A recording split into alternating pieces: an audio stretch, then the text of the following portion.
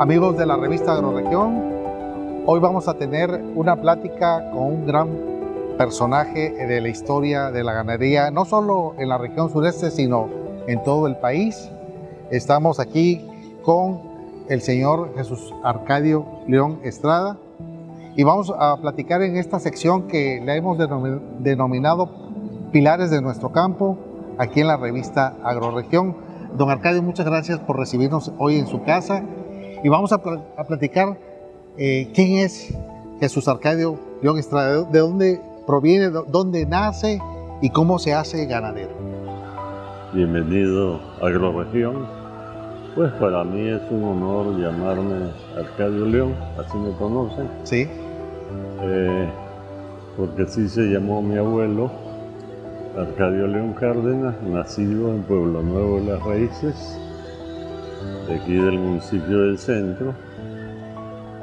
Y mi padre se llamó Matías León, a quien para mí es un honor haber sido hijo de él.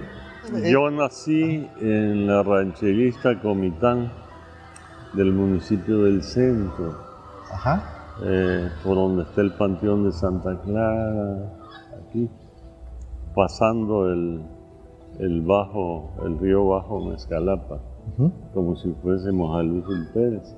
Mero pasando el río, ahí es Ixtacomitán. Sí. Y ahí nació mi padre y ahí nací yo.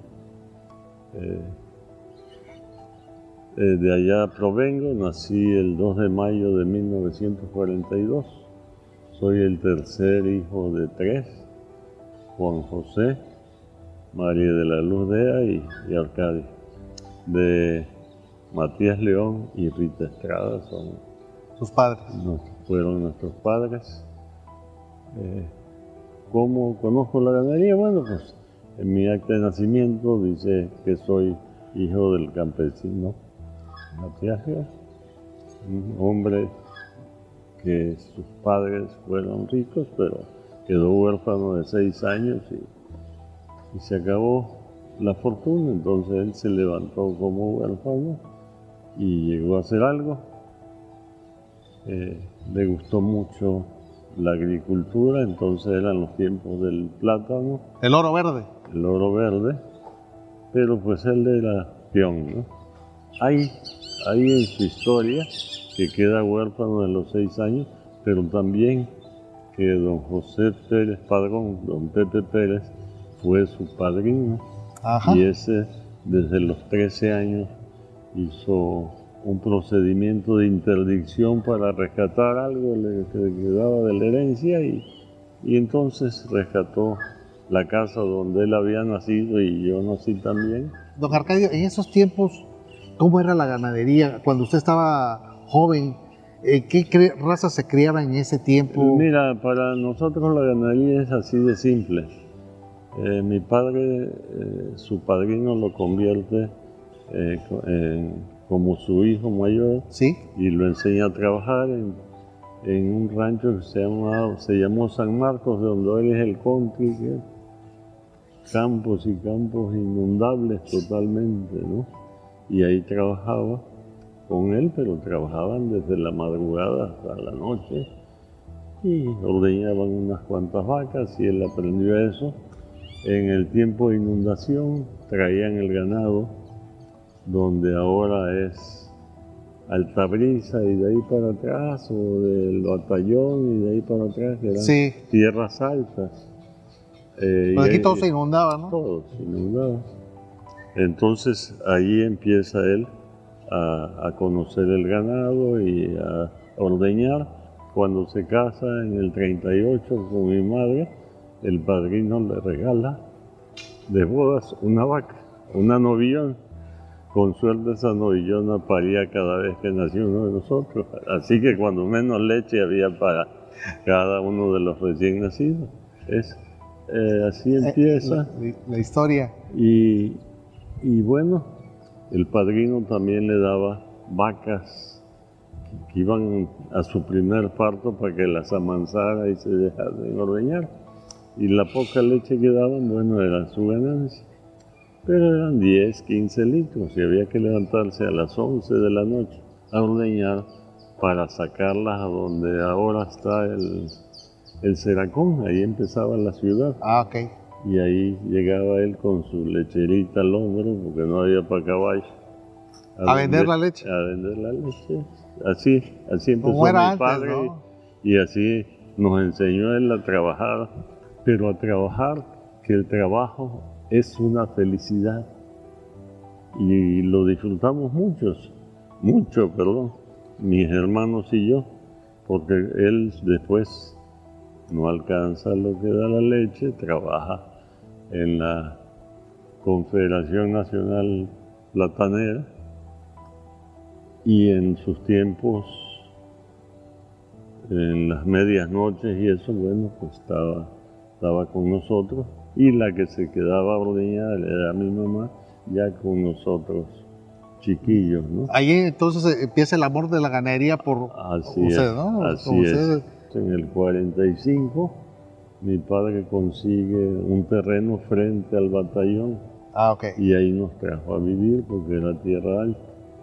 Ahí Y, empieza ya, ya a hacerse de más ganado, la familia. Bueno, más ganado, como lo traían a pastar, y eran familias, las dueñas de ahí, familias antiguas, que por la revolución, por lo que fuera, se fueron a México y lo conocían a él, que andaba ahí de muy humilde cuidando las vacas que no eran de él.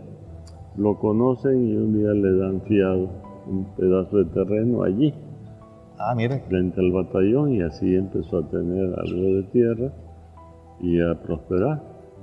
Muy bien, don Arcadio. ¿Usted estudia aquí en Villahermosa o cómo?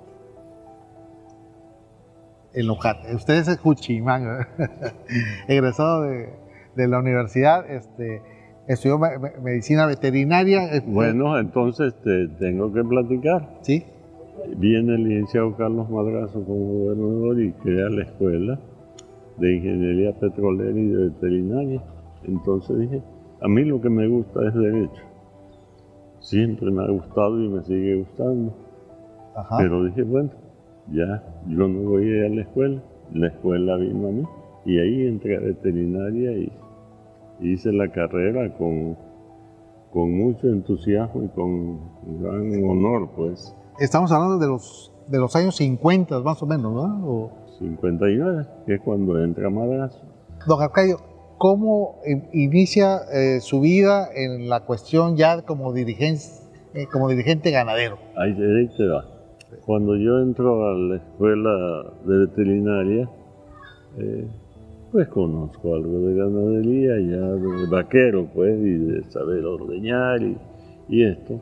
Y ya yo conocía algunas razas, porque en las vacas que tenía mi padre, que eran de las que tenía su padrino, don Pepe Pérez, tenían algunos tipos acebuados, y cuando veo los papeles digo, no, pues estas son Lucerat, de los toros que había traído Garrido. Yes. De los años 30, ahí había sangre ya. Había sangre de eso. Ahí empieza pues mi inquietud, entre otras, ¿no?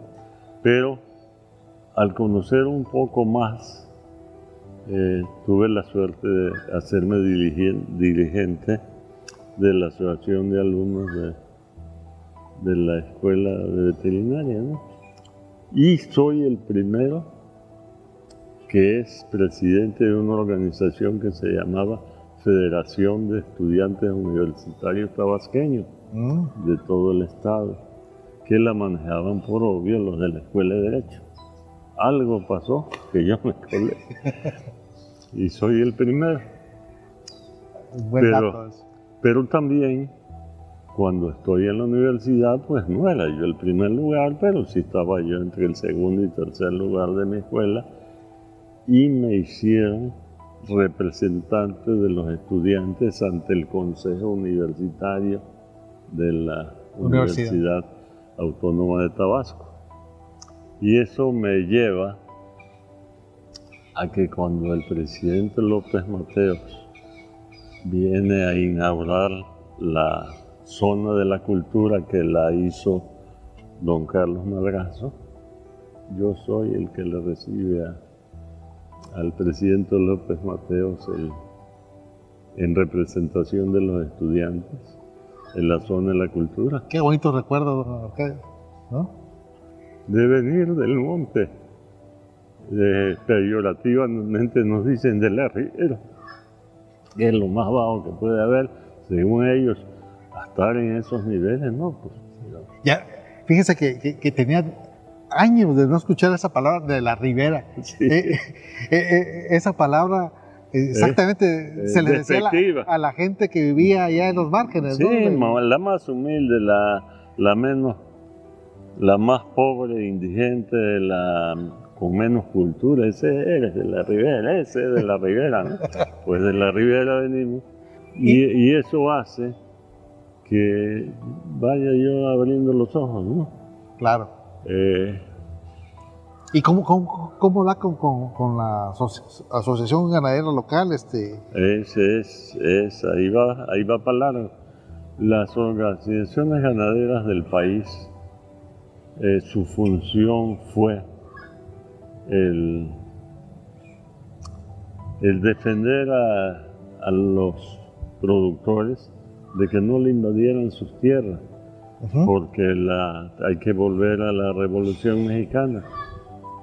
La justicia social en la filosofía de la Revolución Mexicana es darle tierras. Es lo que luchaba Zapata, ¿no? Así es, regresarle la tierra a los que fueron los dueños originarios. Y con esa filosofía, los gobiernos, pero demagógicamente, arrasaban con todo, ¿no?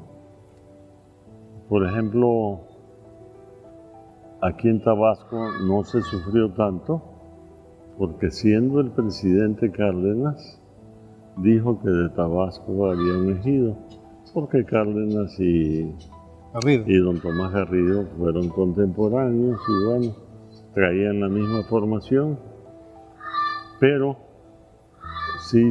Tabasco es muy chiquito, ¿no? Son 25,000 kilómetros cuadrados, Veracruz tiene 75,000, Chiapas tiene 75,000, Campeche tiene 50,000, es muy pequeño.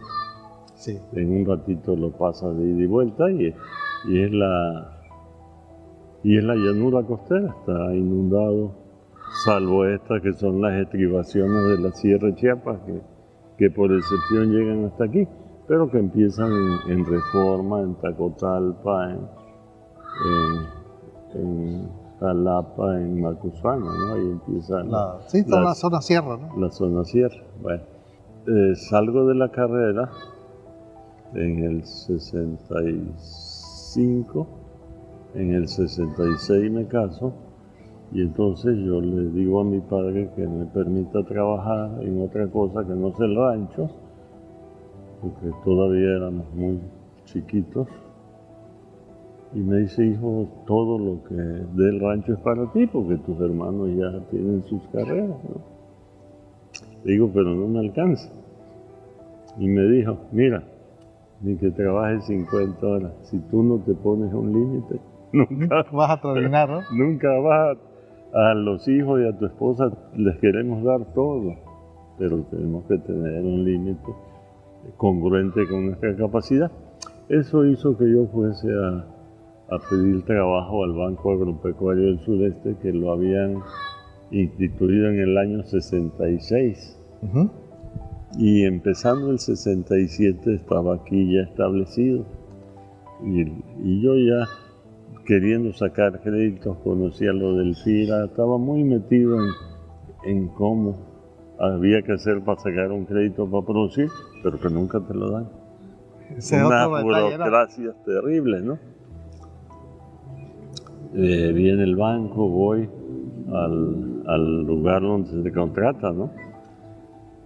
Y me dice el que contrataba, joven, tenemos instrucciones centrales, es decir, de la Dirección Nacional, de no contratar profesionistas locales y menos de veterinarios.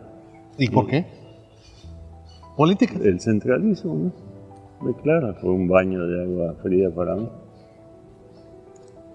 Pero mi hermana se casó y sigue casada con David Gustavo Gutiérrez, que fue un joven brillante desde siempre y nunca tuvimos relación política, pero sí muy buena relación familiar. Y él le dijo, oye David, me pasó esto. Si no te apures, el director es mi amigo y es mi compadre, don Emilio Romero Espinosa. Sí. Claro, veterinaria es una profesión, cuando menos en mi tiempo, precaria culturalmente hablando. Pero ahorita tiene una gama muy amplia la veterinaria actualmente. Sí, porque amarra con lo ecológico, amarra con lo sustentable, ¿no?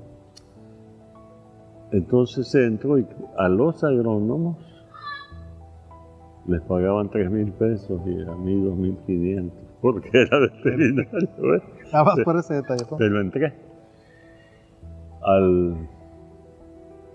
¿Y cuántos tiempos estuvo ahí? En un año de trabajo fui el mejor empleado del Banco del Sureste, que era medio Veracruz, parte de Puebla, desde luego todo Tabasco, todo Campeche, Yucatán y Quintana Roo, un área muy grande. Una región. Y me dieron una monedita de 20 pesos oro que ahí la tengo guardada, porque imagínate, de que no te dejen entrar y me hacen subdirector del departamento técnico para toda esa región, imagínate. Yo me conocí todos los ejidos potrero por potrero de Tabasco, del norte de Chiapas, de Campeche, Yucatán, de parte de Yucatán y parte de Quintana Roo. Ahí me tocó hacer los primeros baños de inmersión y todo eso. Entonces eso me formó mucho. Claro. Mucho. Me hacen en el banco representante de 2 ejidos que tienen el plan 28. El C28 y C15, creo. Y ahí estoy. ¿Eso es aquí en Carmen? En el plan Chontalpa, que son 82,000 hectáreas maravillosas, ¿no? Te lo digo todo esto porque es que así se llega. Sí. No es porque quiera presumirte, ¿no? Vamos a ver eso. Estoy ahí en esos 2 ejidos y yo había aprendido a inseminar porque en el banco trajeron al mejor técnico del mundo de inseminación, que imagínate un español que lo tenía Somoza enseñando a los soldados a inseminar para que fueran a inseminar a las partes más remotas. El caso es que lo conocimos, lo trajimos, nos dieron cursos. Yo tuve... ¿Era militar ese señor? No era militar, pero peor que militar, parecía un nazi, trabajador de 24 horas diarias. Lloviera, sol, ahí estábamos. Bueno, aprendimos muy bien, hicimos los programas en esos 2 ejidos y salieron muy bien. Después el gobernador Trujillo entonces le propone a Linceo Echeverría que Plan Chontalpa había que el mando concentrarlo. Porque fíjate, no era reforma agraria, se llamaba Departamento Agrario, Comisión del Grijalba, la Aseguradora Nacional, el Banco Ejidal, el Banco Agropecuario y quién sabe cuántas más, y cada quien agarraba para su lado. Y él convenció a Linceo Echeverría de un mando único, hicieron un fideicomiso de Plan Chontalpa. Yo fui el primer coordinador de ese fideicomiso Plan Chontalpa, provisional por 3 meses, mientras trajeron otros de fuera, pero yo fui el primero porque ya tenía una carrera dentro del banco. En el banco ya yo tenía firmas autorizadas, no sola, pero con 2 firmas. Ya representaba al banco. El gobernador llevaba a un grupo de tabasqueños funcionarios a hablar con el presidente Echeverría para que dieran el dinero a ese fideicomiso, y ahí conocí Los Pinos, y ahí conocí a López Portillo, que era el secretario de Hacienda, y ahí conocí a muchos personajes. Entonces, ¿no? Realmente ahí empieza también la vida también política de don Arcadio. Vida política, pero no política, sino política de de trabajo, ¿no? Sí, sí, pero ahí vio ya a así todos los machuchones, ¿no? Así es. De ese tiempo. Por ejemplo, una anécdota que me encanta y que viví es que el doctor Velasco Suárez, que era una eminencia como médico, abuelo de del Güero Velasco, Ajá. En cirugías de cerebro, era el gobernador de Chiapas y Trujillo el gobernador de Tabasco. Y están peleando por qué la presa de Malpaso le hace daño a Chiapas porque le inunda muchas áreas y por qué a Tabasco lo beneficia porque le controla los ríos, cosa que no es tan cierta, y dicen que el Plan Chontalpa es el granero del país, que tampoco fue cierto. Todo eso lo vivo, pero se está en una reunión donde está el presidente Echeverría, está el gobernador Velasco, el gobernador Trujillo, y yo entre el montón de funcionarios medianos y chicos. Sí.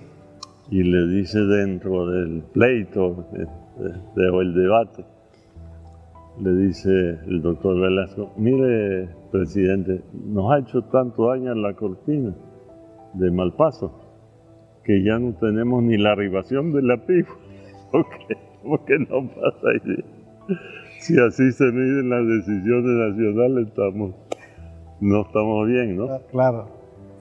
Entonces aprendí en Plan Chontalpa que hicieron grandes drenajes y tiraron toda la selva que allá había. Y si el drenaje servía mucho en la seca, resecaba todo. Pero en la lluvia los vientos del norte suben la marea y no sale nada y se inundaba más que antes. Entonces, eso fue de los grandes problemas del Plan Chontalpa. Y bueno, a los 22 ejidos, a los ejidatarios se les ofrece programas de desarrollos ganaderos y agrícolas, básicamente cacao, que fue poquito aquí en el 29, ¿sí? Y de plátano que hicieron cables, vías y todo, pero no, y pozos, pero no buscaron la mejor tierra y fracasó. Y de repente empieza a faltar el dinero. Y yo toreaba a los presidentes de comisariados que ya va a venir el dinero, pero ya como a los 6 meses, no sé cuánto. Le dije, los llamé un día, como a esta hora, y llegaron. Doctor, ¿qué? ¿Ya vino el dinero? No, hombre, es que les llamé para decirles como amigos que ya me aburrí de echarles mentiras. Ni ha habido dinero, ni va a haber. Antes de 45 minutos estaba el gobernador Trujillo y el ya entonces director del Banco Agropecuario del Sureste, el licenciado Rivera, Moisés Rivera. Ajá. Y me dicen, ¿y por qué dijiste eso? Porque ya me cansé de echar mentiras. Y ahí me quitaron, me pusieron otro. Y me llevaron al banco y me dieron un mejor sueldo, pero me pusieron de aviador. Al mes le dije al licenciado Rivera, que ya era mi amigo, y le dije, licenciado, traigo mi renuncia porque yo no estoy acostumbrado a cobrar. Pues no se sentía bien, ¿no? Así es. No tuvo la gentileza de decirme que no, pero al fin la aceptó y me salí. En ese momento me llamaron a la Unión Ganadera. Por eso entré a la Unión Ganadera. ¿Quién le llamó? El gran jefe de la Unión Ganadera era el señor José Natividad Palacio González, don Nato Palacio. Don Nato, sí, sí. Una institución que juntó a todos los tabasqueños para hacer todo lo que se hizo hasta entonces, ¿no?